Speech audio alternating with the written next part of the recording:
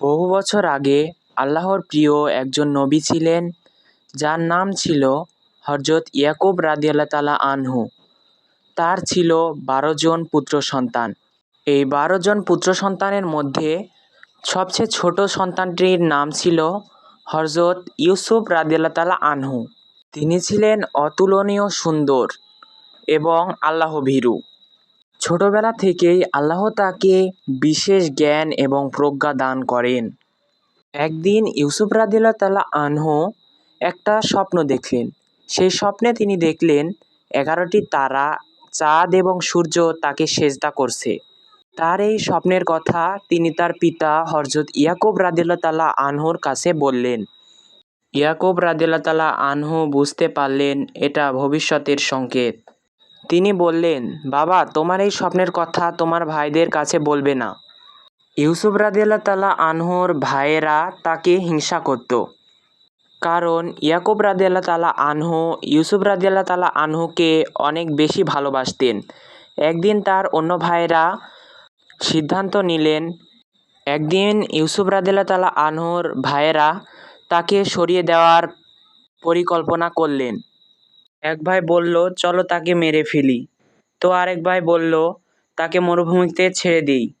এভাবেই তারা একের পর এক পরিকল্পনা করতে থাকে। এই সব কিছু পরামর্শ করার পর অবশেষে তারা একটা সিদ্ধান্ত নিল যে ইউসুফ রাদিয়াল্লাহু তাআলা আনহুকে কূপে ফেলে দিবে। সেই অনুযায়ী একদিন তারা তার বাবাকে বলল, আমরা ইউসুফকে নিয়ে খেলতে চাই।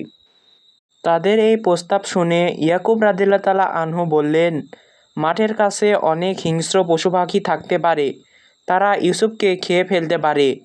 তখন তারা ইয়াকুব রাদিয়াল্লাহু তাআলা আনহুকে কথা দিলেন যে আমরা ইউসুফকে রক্ষা করব। তাদের এই সমস্ত কথা শুনে ইয়াকুব রাদিয়াল্লাহু তাআলা আনহু অনিচ্ছা সত্ত্বেও ইউসুফ রাদিয়াল্লাহু তাআলা আনহুকে তার ভাইদের সঙ্গে পাঠান। তারপরে ইউসুফ রাদিয়াল্লাহু তাআলা আনহুকে মাঠে নিয়ে গিয়ে তাদের পরিকল্পনা অনুযায়ী কূপে নিক্ষেপ করে। কূপ ছিল অনেক গভীর এবং পানিতে পূর্ণ এবং অন্ধকার। ছোট্ট ইউসুফ রাদিয়াল্লাহু তাআলা আনহু কাঁদতে লাগলেন, কিন্তু আল্লাহ তাকে ধৈর্য দান করলেন। তার ভাইরা ঘরে ফিরে বাবাকে মিথ্যে কথা বলল। তারা বলল, বাবা, আমরা খেলছিলাম, হঠাৎ একটি নেকড়ে এসে ইউসুফকে খেয়ে ফেলল। প্রমাণ হিসাবে জামাকাপড়ে রক্ত লাগিয়ে আনলো। তাদের এই কর্মকাণ্ড দেখে ইয়াকুব রাদিয়াল্লাহু তাআলা আনহু বুঝতে পারলেন তারা মিথ্যা কথা বলছে। তিনি তাদের কিছু না বলে মনে মনে ধৈর্য ধারণ করলেন, কারণ তার কাছে ধৈর্য ধরা ছাড়া কোনো উপায় ছিল না। এরপরে কিছুদিন পর ওই কূপের পাশ দিয়ে এক কাফেলা যাচ্ছিল, কারণ তারা তৃষ্ণার্ত ছিল। তারা পানি নেওয়ার জন্য কূপের মধ্যে দড়ি ফেললেন। তখন সেই দড়ি ধরে ইউসুফ রাদিয়াল্লাহু তাআলা আনহু কূপের বাইরে বের হয়ে আসলেন। তারা ইউসুফ রাদিয়াল্লাহু তাআলা আনহুকে দেখে অবাক হয়ে গেলেন। তারা ভাবলেন, এত সুন্দর একটা ছেলে। তখন সেই কাফেলারা ইউসুফকে নিয়ে মিশরে চলে যান এবং মিশরে একজনের কাছে বিক্রি করেন। সেই লোকটির নাম ছিল আজিজ। তিনি ইউসুফকে লালন পালন করতে লাগলেন। তার স্ত্রীও ইউসুফকে খুব ভালোবাসতেন। এভাবে ইউসুফ রাদিয়াল্লাহু তাআলা আনহু বড় হতে লাগলেন। এরপরে একদিন আজিজের স্ত্রী ইউসুফ রাদিয়াল্লাহু তাআলা আনহুকে কুপ্রস্তাব দিলেন। তখন ইউসুফ রাদিয়াল্লাহু তাআলা আনহু বললেন, আমি আল্লাহকে ভয় করি, আমি এসব পাপ কাজে কখনোই লিপ্ত হব না। এই কথা বলে ইউসুফ রাদিয়াল্লাহু তাআলা আনহু ঘর থেকে বেরিয়ে যেতে লাগলেন। তখন আজিজের স্ত্রী তাকে পিছন দিক থেকে জড়িয়ে ধরল এবং তার জামা ছিঁড়ে ফেলল। তখনই আজিজ রুমে প্রবেশ করল এবং তাদের এই অবস্থায় দেখল। তখন আজিজের স্ত্রী বলল, ইউসুফ আমার সাথে খারাপ আচরণ করার চেষ্টা করেছিল। তখন একজন জ্ঞানী ব্যক্তি তাদের এই সমস্যার সমাধান করতে এলেন। তিনি বললেন, জামা যদি সামনের দিক থেকে ছেঁড়া হয় তাহলে ইউসুফ দোষী, আর যদি পিছন দিক থেকে ছেঁড়া হয় তাহলে আজিজের স্ত্রী দোষী। তখন দেখা গেল যে জামা পেছন দিক থেকে ছেঁড়া।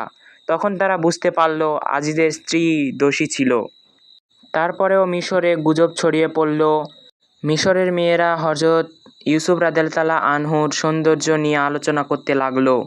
আজিজের স্ত্রী সেই মেয়েদেরকে ডাকলো এবং তারপরে ইউসুফকে নিয়ে আসা হলো। তখন সেই মেয়েরা ফল কাটতে গিয়ে নিজের আঙ্গুল কেটে রেখে দিল ইউসুফের সৌন্দর্য দেখে। এই মেয়েরা ইউসুফ রাদিয়াল্লাহু তাআলা আনহুর সৌন্দর্য দেখে বললেন, এ কোনো সাধারণ মানুষ নয়, এ হলো ফেরেশতা। ইউসুফ রাদিয়াল্লাহু তাআলা আনহু আল্লাহর সাহায্যে পাপ থেকে বেঁচে গেলেন। কিন্তু ষড়যন্ত্র থামল না। তারা ইউসুফ রাদিয়াল্লাহু তাআলা আনহুকে কারাগারে পাঠালো। কারাগারে ইউসুফ রাদিয়াল্লাহু তাআলা আনহু দুইজন কয়েদির স্বপ্নের ব্যাখ্যা দিলেন।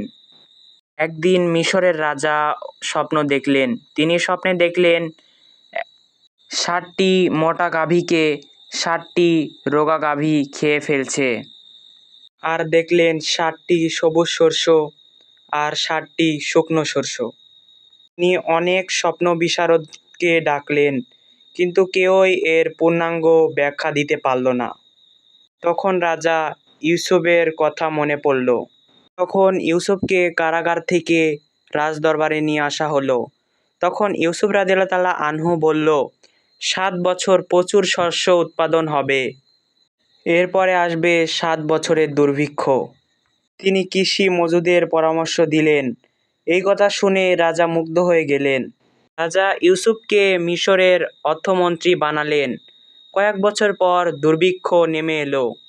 তখন চারদিকের মানুষ মিশরে আসতে লাগলো। ইয়াকুব রাদিয়াল্লাহু তাআলা আনহুর অন্য ছেলেরাও খাদ্যের জন্য মিশরে এলো। তখন তার ভাইয়েরা ইউসুফ রাদিয়াল্লাহু তাআলা আনহুকে দেখলেন। তখন তারা বুঝতে পারল যে এটা ইউসুফ।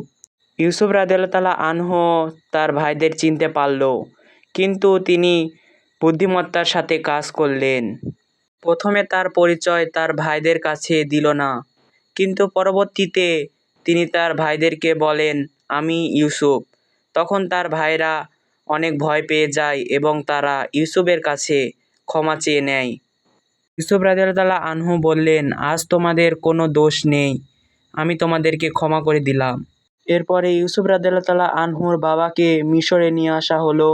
এত বছর পর তিনি ইউসুফকে দেখে আনন্দে কেঁদে ফেললেন। এরপরে কি হলো জানতে হলে এই ভিডিওতে 10,000 লাইক কমপ্লিট করতে হবে, তাহলে পরের পার্ট নিয়ে আসবো ইনশাল্লাহ। তো যারা এরপরে কি হলো জানতে চান তারা এই চ্যানেলটি সাবস্ক্রাইব করে রাখুন, যাতে পরের পার্ট আপলোড হওয়ার সাথে সাথেই আপনার কাছে চলে যায় এবং আপনি প্রথমে দেখতে পারেন।